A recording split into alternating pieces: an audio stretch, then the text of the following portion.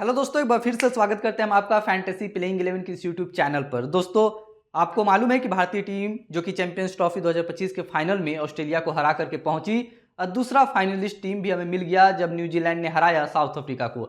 यानी कि भारतीय टीम और न्यूजीलैंड की टीम में आपको फाइनल, इन दोनों टीमों के बीच में फाइनल मुकाबला खेलता हुआ आप देख पाएंगे। अब ये मुकाबला कब होगा तो आपको बताते चले कि रविवार को 9 मार्च को दोपहर 2:30 बजे से दुबई के इंटरनेशनल स्टेडियम में ये फाइनल मुकाबला होता हुआ आपको दिखाई देगा। लेकिन फाइनल मुकाबला हो और उसे आप देखें भी और इंडिया को करे चीयर्स। लेकिन इससे पहले चलिए जानते हैं इस मुकाबले को लेकर के कुछ वैसे अपडेट्स जो कि आपको जानने बेहद ही जरूरी है। हम आपको बताएंगे दोनों टीमों से वैसे खिलाड़ी जो कि अभी रिसेंट मैचों में देख करके लग रहा है कि शानदार लय में हैं, एक दूसरे टीम पर भारी पड़ सकते हैं। इसके अलावा दोस्तों, एक बड़ा आंकड़ा जो कि आपको कहीं ना कहीं परेशान कर सकता है, भारतीय खेमा को परेशान कर सकता है, और वह है नॉकआउट मैचों में भारतीय टीम और न्यूजीलैंड टीम के बीच हुए मुकाबले के रिजल्ट, जो कि बड़ा ही परेशान करने वाला है। लेकिन वहीं दूसरी ओर हम आपको बताते चले कि भारतीय टीम फिलहाल बड़ी ही मजबूत स्थिति में दिखाई दे रही है। दोस्तों, हमें ऐसा लग भी रहा था टूर्नामेंट शुरू होने से पहले कि भारतीय टीम के सामने न्यूजीलैंड की टीम, एक समय पे वह न्यूजीलैंड की टीम बड़ी स्ट्रांग मानी जाती थी, लेकिन फिलहाल न्यूजीलैंड की टीम अभी भारतीय टीम के सामने थोड़ा कमजोर नजर आ रहा है। हम आपको बताते चले कि जब लीग स्टेज के मुकाबले खेले गए, अब भारत के खिलाफ इस टीम ने इस चैंपियंस ट्रॉफी में खेला भी है न्यूजीलैंड ने, और उस मुकाबले में भारतीय टीम ने शानदार तरीके से हराया था न्यूजीलैंड को।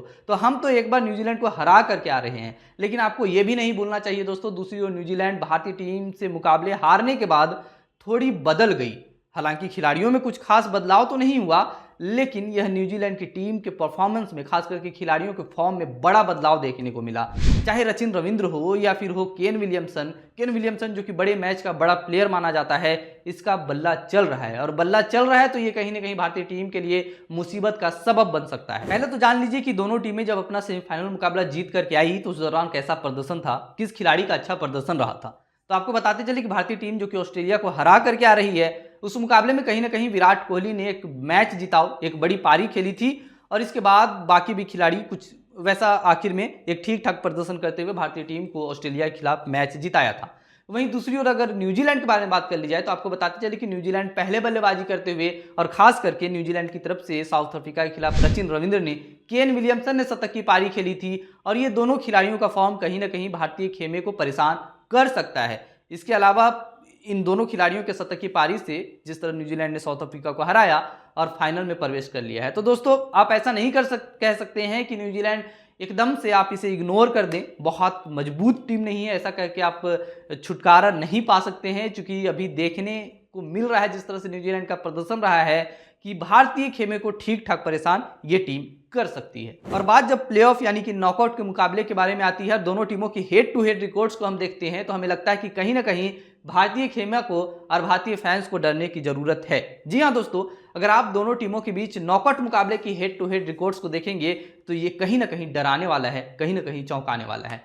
अगर साल 2023 के ओडीआई वर्ल्ड कप के सेमीफाइनल मुकाबले को छोड़ दिया जाए, जो कि भारत और न्यूजीलैंड के बीच में हुआ था, उस मुकाबले में जीत दर्ज की थी भारतीय टीम ने, तो हम आपको बताते चले कि इस मुकाबले को छोड़ दें और इससे पहले बाकी के मुकाबले को देखें तो आप पाएंगे कि न्यूजीलैंड बहुत अच्छे तरीके से डोमिनेट करते हुए भारतीय टीम के खिलाफ आ रही है।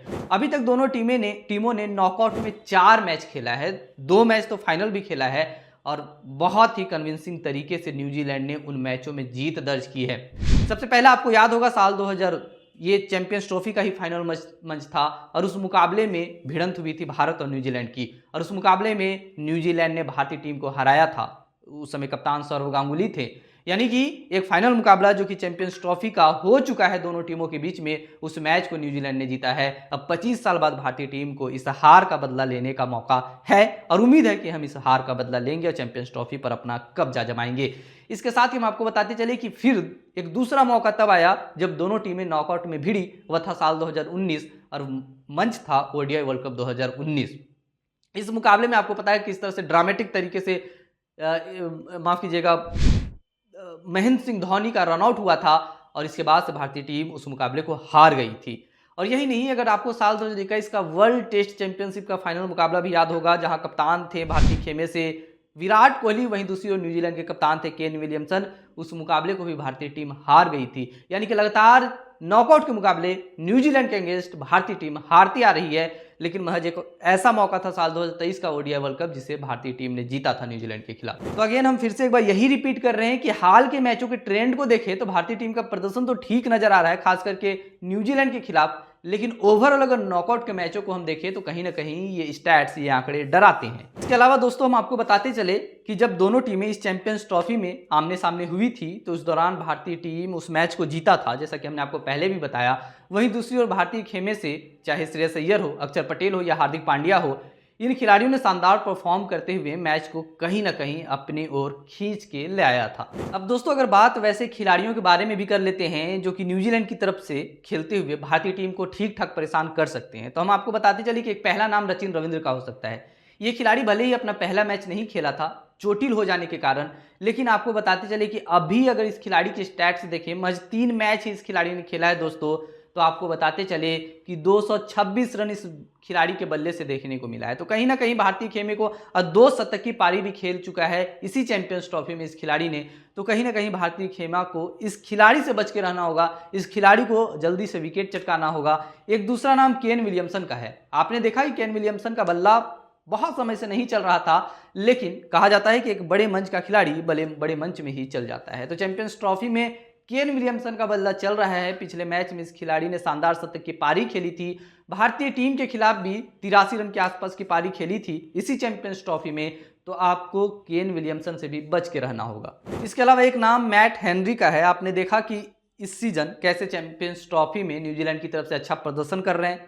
एक लंबे कद काठी का खिलाड़ी जो कि दाएं हाथ का पेसर है, ये खिलाड़ी अर्ली विकेट लेने के लिए जाना जाता है। ऐसे में भारतीय खेमे के खास करके ओपनर्स को कहीं ना कहीं इस खिलाड़ी से बच के रहना होगा और ये उम्मीद करना होगा कि इस खिलाड़ी को विकेट ना दे, वरना भारतीय टीम कहीं ना कहीं एक धाराशाही की स्थिति में हो सकती है। तो एक ये बचाव भारतीय खेमे को करना होगा। वहीं दूसरी ओर हम आपको बताते चले कि मिचेल सेंटनर और मिकाइल ब्रेसवेल, यही दोनों ही खिलाड़ी लगभग एक तरीके के खिलाड़ी हैं और ये दोनों ही कहीं ना कहीं एक शानदार तरीके से और बैलेंसिंग तरीके से विकेट चटकाते हुए देखे जा रहे हैं। तो एक ये भी साइड है जहां भारतीय खेमे को बच के चलना होगा। अब हमारे पास इसका ऑप्शन क्या है? हमने अभी जो भी नाम आपको बताए जहां की भारतीय टीम को ठीक ठाक परेशान ये खिलाड़ी कर सकते हैं, तो आपको बताते चले कि ओपनर के तौर पर हमारे पास अभी ठीक ठाक खिलाड़ी फॉर्म में है। चाहे अगर बात रोहित शर्मा की अगेन कर ली जाए, रोहित शर्मा भी अच्छे फॉर्म में है, एक अच्छी शुरुआत दे रहे हैं। इसके साथ ही सुमन गिल नो डाउट कि एक अच्छा फॉर्म लेकर के चल रहे हैं और ये खिलाड़ी कहीं ना कहीं भारतीय खेमा को एक बतौर ओपनर एक अच्छी शुरुआत रोहित शर्मा के साथ मिलकर के दे करके जा सकता है। वहीं दूसरी ओर अगर बात विराट कोहली की कर ली जाए तो विराट कोहली का बल्ला चल रहा है दोस्तों, इसमें कोई दो राय नहीं है, कोई गुंजाइश नहीं है। तो ऐसे में हमारे पास अगेन इसके अलावा अगर हम श्रेयस अय्यर के बारे में बात कर ली जाए तो तोड़ तो है। हम चाहे मैट हेनरी की बात कर ले, मिकाइल ब्रेसवेल की बात कर ले, मिचेल सेंटनर की बात कर ले, तो इन सारे ही गेंदबाजों का तोड़ तो हमारे पास है, लेकिन लक की बात होती है और उम्मीद करते हैं कि इस बार लक फाइनल मुकाबले में भारतीय खेमे की तरफ रहेगा। वहीं दूसरी ओर अगर हम केन विलियमसन और खास करके रचिन रविंद्र जैसे खिलाड़ियों के तोड़ के बारे में बात कर ली जाए तो उसका भी तोड़ हमारे पास है। चाहे वरुण चक्रवर्ती हो, आपने देखा कि कैसे पिछले मुकाबले में या उसके पिछले मुकाबले में इस खिलाड़ी ने अच्छा प्रदर्शन किया, लगातार विकेट चटकाते जा रहे हैं, इसी मैच पर खेल करके अच्छा परफॉर्म किया था। तो अगेन वेन्यू यही होने वाला है, तो आप ये उम्मीद करके चल सकते हैं कि एक थोड़ा अपर हैंड, एक थोड़ा फेवर भारतीय खेमा को मिल सकता है, क्योंकि भारतीय टीम इसी वेन्यू पर मुकाबले खेलते आ रही है और भारतीय टीम का जो कॉम्बिनेशन है कहीं ना कहीं इस पिच के हिसाब से, इस वेन्यू के हिसाब से एक परफेक्ट। एक निगाहें थोड़ा मोहम्मद शमी के ऊपर भी रहेगी। आपने देखा कि कैसे मोहम्मद शमी विकेट पिछले मुकाबले में चटकाए हैं। हालांकि 2 मौके ऐसे आए जब 2 मैचों में मोहम्मद शमी को एक भी विकेट नहीं मिला था, लेकिन फिर भी इकोनॉमी इस खिलाड़ी की अच्छी थी। तो ऐसे में मोहम्मद शमी एक क्रूशियल रोल इस मुकाबले में निभा सकते हैं। तो दोस्तों यही थी हमारी आज की वीडियो और उम्मीद है कि हमने वह तमाम चीज़ें आपको बताई होगी इस मुकाबले से पहले। तो आप भी कीजिए इंडिया टीम को सपोर्ट और बहुत सारी विशेष कीजिए कि इंडिया टीम चैंपियंस ट्रॉफी 2025 का फाइनल मुकाबला जीत करके ट्रॉफी साल 2024 के T20 वर्ल्ड कप की तरह एक बार फिर से भारत लेके आ सके।